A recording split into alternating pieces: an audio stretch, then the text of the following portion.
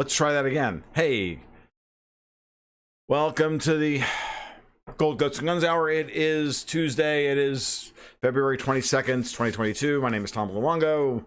We've got a lot to talk about, and here we are. Let's see what's going on out there. Everybody let me know if this is coming through, if you can actually see it, and all of that happy jazz. All right, cool.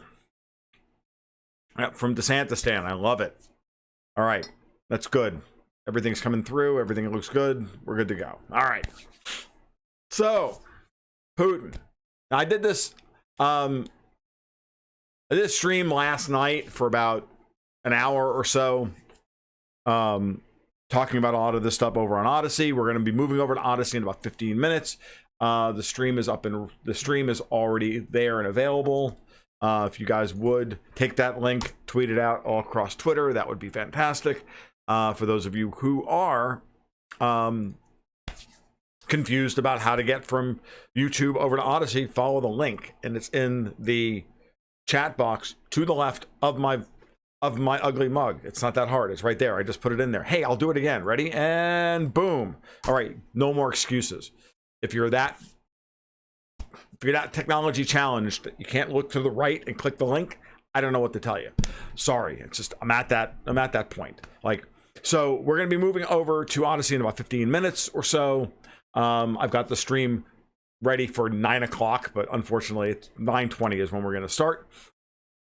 And we'll go from there. So the thing I want to talk about tonight, and reminder and programming note, I will be on with Halsey at 10:30 on his channel. There's a tweet of mine out there in the world. And for those of you who are part of my Patreon, over at patreon.com/goldgoatsandguns, you can find the link on our private Slack server over there as well, which I need to turn off so that it's not actually sucking up any bandwidth, so that the stream is nice and stable. All right. So, but what we're going to talk about tonight is a mixture of things. We got some more clarification from Putin about what the mission is going to be for Russia over in the Donbass. We're going to talk about that. We're going to talk about what I think is going to happen next. We're obviously going to talk about Germany cucking out over Nord Stream 2. But really, I want to talk about something that I didn't bring up per se in the article that I published over the weekend about Canada, the trampling of the truckers, and the Great Awakening, as I'm beginning to call it. And that is, I tweeted out at some point over the weekend on my frustration about everything that was going on. I said, look, it's time for Canada to get over itself and admit that Ayn Rand was right. I mean, Ayn Rand was not right about a great number of things, and her purely Aristotelian, slavish fetishizing of the senses notwithstanding, that stuff I don't necessarily agree with, and I'm not and you guys know, I well know that I'm no objectivist, though I am a libertarian. The point is that Rand was absolutely right in the first half of Atlas Shrugged about how we withdraw consent, and how we deal with tyrants who believe that they can just act in an administrative and bureaucratic fashion and tell us what to do, and that we're going to go do it. And they're just going to, and if we ignore them or if we disobey them, then they will punish us.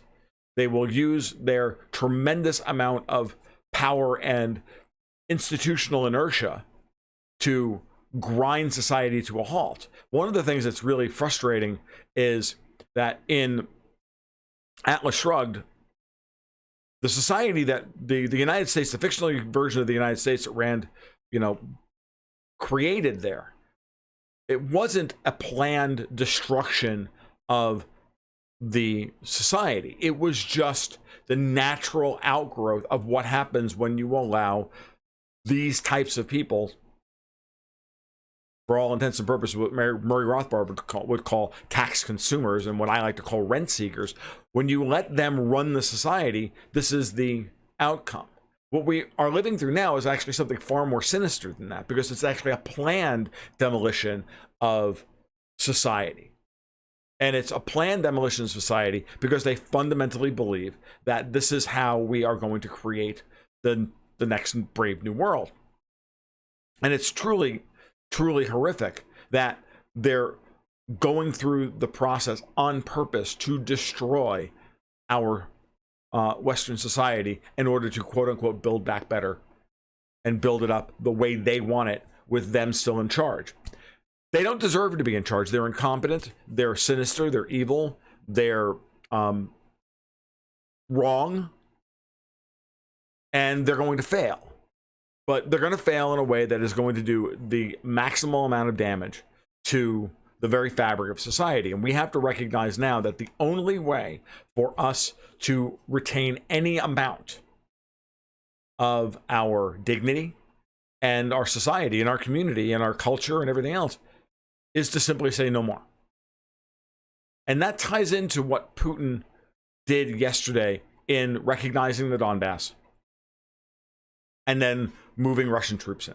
If you listened to Putin's speech yesterday, he was very clear about the cultural and moral imperatives and the historical precedents that surround what is modern Ukraine, which in itself is a fiction.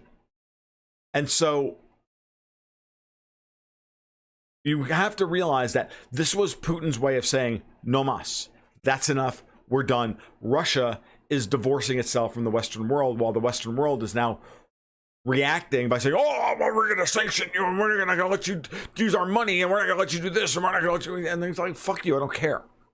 And we all have to get into that mindset. Justin Trudeau is doing the exact same thing in Canada.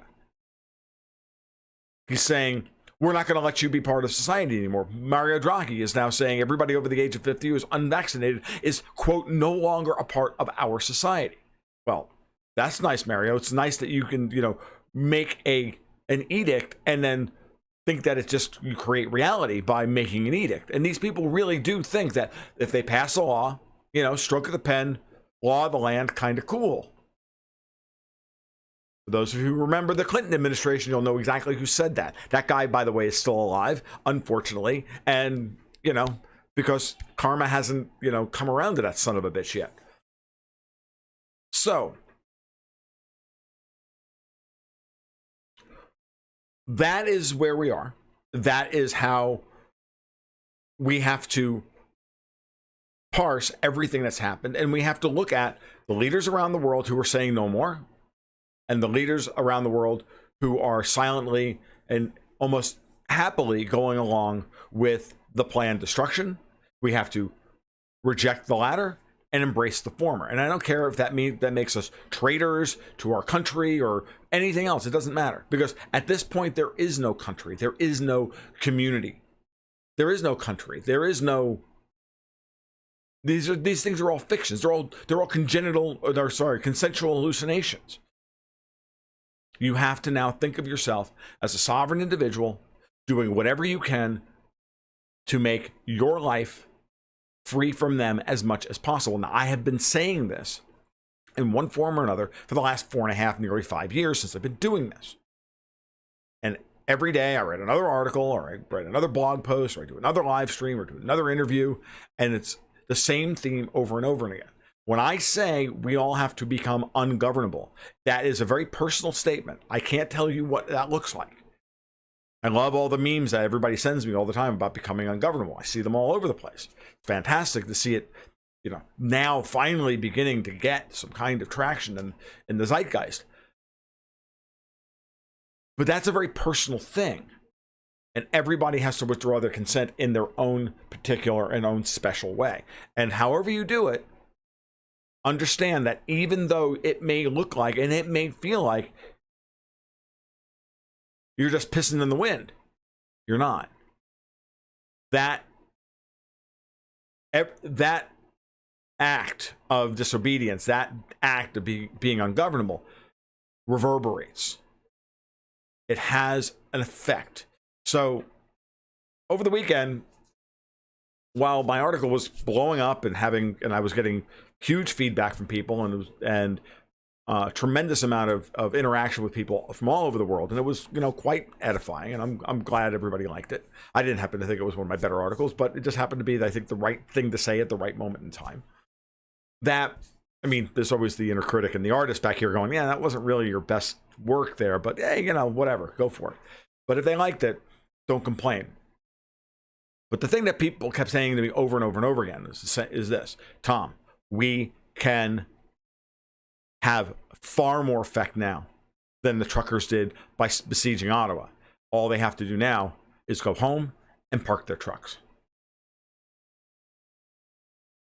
And so I said, after hearing that from multiple people, I said, it is now time for Canada to realize that the only way they are going to get their lives back is to go on strike.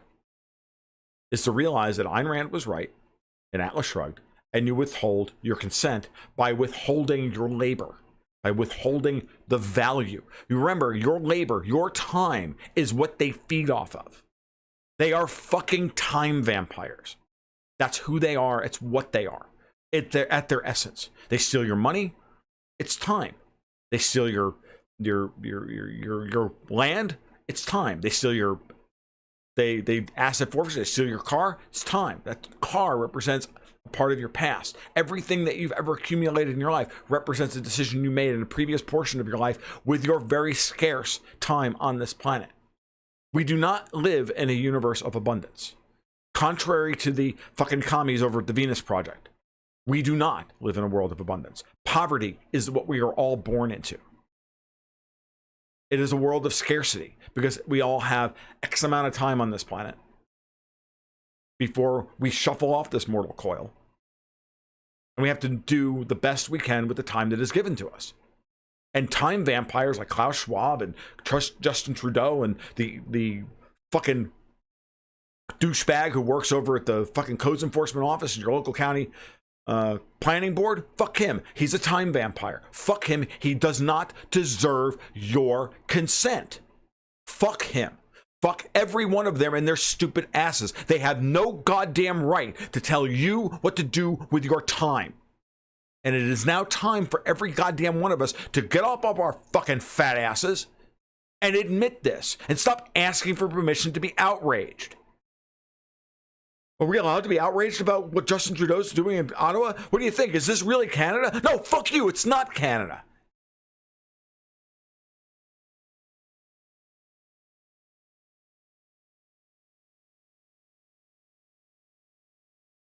That is our theme for the evening. That is our raison d'etre. That is who we have to become. You want to be ungovernable? You want to win your future? You want to claw it back from these fucking time vampires? Well, this is what you have to do.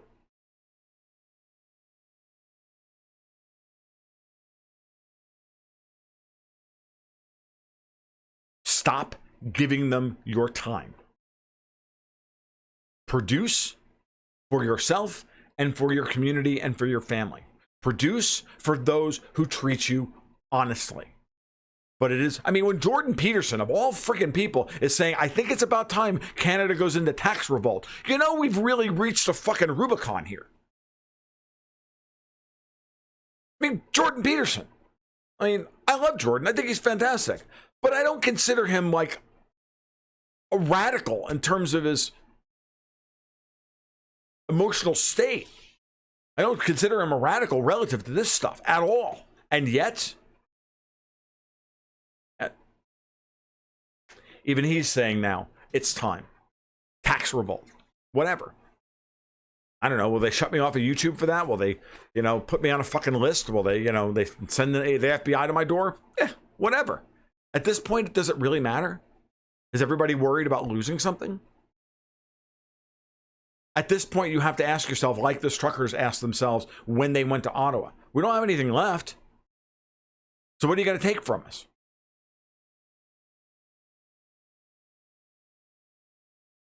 But let's not wait until we have nothing left before we start saying no. Because the longer we wait to start saying no, the harder it will be to dig society and humanity out of this fucking hole.